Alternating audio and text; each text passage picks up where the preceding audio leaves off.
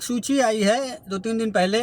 उसमें ये कहा गया कि मतलब हमारे देश में 10 जो सबसे भ्रष्ट विभाग हैं सरकारी, वो कौन कौन से हैं।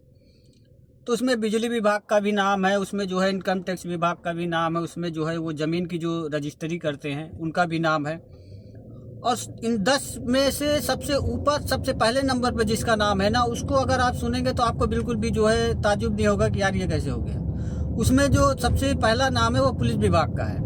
हमारे यहाँ सबसे बड़ा भ्रष्ट जो है वो बिजली विभाग वो पुलिस वाले हैं, पहले नंबर पे। तो अभी हमारे यहाँ हाल ये है भाई साहब कि अगर आप अपना कोई सरकारी काम करा रहे हो ना, तो बिना रिश्वत दिए जो है आपका वो पेपर इस टेबल से उस टेबल पे नहीं जाएगा। इतना जो है भ्रष्टाचार है हमारे यहाँ। मतलब आप सोचो कि 2-2.5 लाख रुपए नौकरी पाने वाला, सैलरी पाने वाला आदमी यार वो 300-400 रुपए मजदूरी करने वाले आदमी से भी रिश्वत मांग लेता है। ये हाल है।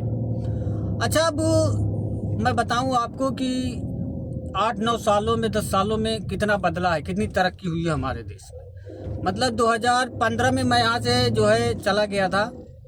तो अब यहाँ से जाने के बाद ये होता है कि अगर आप जा रहे हो तो आप 2 साल नहीं आ सकते। अगर आप फिनिश जा रहे हो तो आप 2 साल नहीं आ सकते। तो 2 साल मैं वहाँ बैठा, 2-2.5 साल।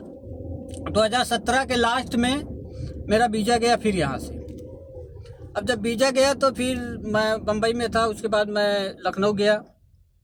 वहाँ पे मैं ऑफिस में गया पीसीसी कराने के लिए। तो उन्होंने जो है मेरा पासपोर्ट देखा, इधर उधर। उसके बाद कहा कि आपका पासपोर्ट डैमेज है, आपको दूसरा बनाना पड़ेगा। मैंने कहा यार ये तो लफड़ा हो गया।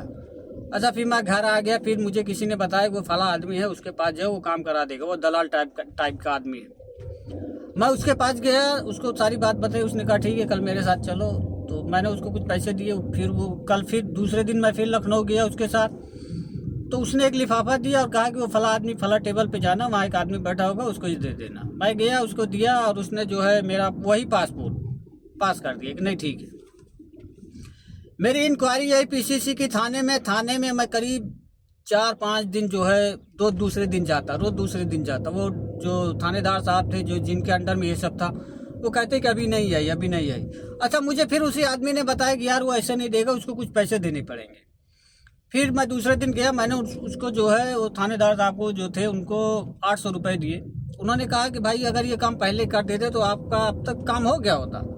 मैंने कहा यार अगर आप पहले यही बता देते तो मैं उस पहले ही दे देता। मुझे अच्छा थोड़ी लग रहा है मैं बार बार यहाँ दौड़ के आ रहा हूँ। अच्छा, फिर उन्होंने वो इंक्वायरी एसपी ऑफिस भेजी। एसपी ऑफिस में 4-5 दिन वो इंक्वायरी पड़ी रही। फिर वहाँ जाके एसपी ऑफिस में 500 रुपये दिए तो उन्होंने वो इंक्वायरी जो है वापस लखनऊ भेजी। फिर मैं जाके वहाँ से लेके आया।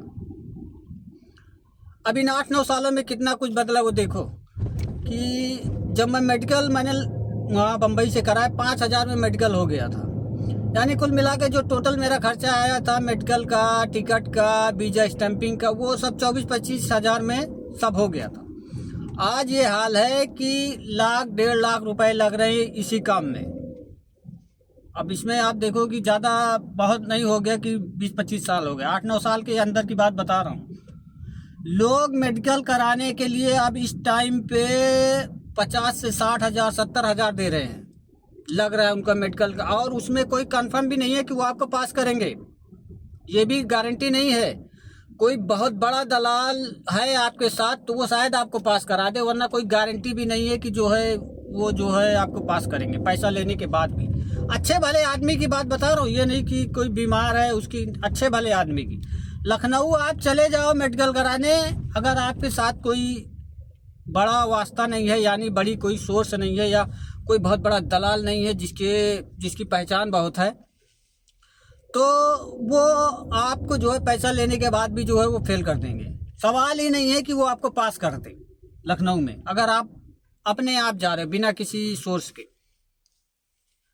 उसके बाद यही वजह से लोगों ने लखनऊ जाना बंद कर दिया, वो दिल्ली जाने लगे। अब जब दिल्ली जाने लगे, दिल्ली में कुछ दिन सब कुछ ठीक ठाक रहा, उसके बाद वहाँ भी यही नाटक हो गया। फिर दिल्ली छोड़ के लोग जो है बम्बई आने लगे। अब बम्बई में अभी कुछ दिन से जो है यहाँ भी यही नाटक चालू हो गया है। आप सोचो कि लोग गोवा और चेन्नई जा रहे हैं मेडिकल कराने। यूपी का बंदा, अब आप देखो कि क्या हालात हैं हमारे यहाँ। यूपी का बंदा अभी आया हमारे इधर का एक, वो गोवा से जो है मेडिकल करा के आया। एक जो है चेन्नई से मेडिकल करा के आया। पैसे कितने, 60-70 हज़ार खाली मेडिकल का लगा। उसके बाद वीजा स्टैंपिंग टिकट का, अब आदमी इतनी दूर जा रहा है तो वहाँ 2-4 दिन रुकेगा, उसका खर्चा, इस सब कुछ मिला के आप सोचो कि कितना हो गया होगा। जो चीज़ें अभी 8-9 साल पहले 24-25 हज़ार में हो जाती थी, अब उसी उन्हीं चीज़ों के लिए जो है लोगों को 1-1.5 लाख रुपए खर्च करने पड़ रहे हैं, तब जाके जो है सारी चीज़ें हो रही हैं। इतना जो है बदल गया है जो है 8-9 सालों में हमारे यहाँ सब कुछ। ये है भ्रष्टाचार जो है कि मतलब आप देखो कि किस लेवल पे पहुंचा दिया गया देश को।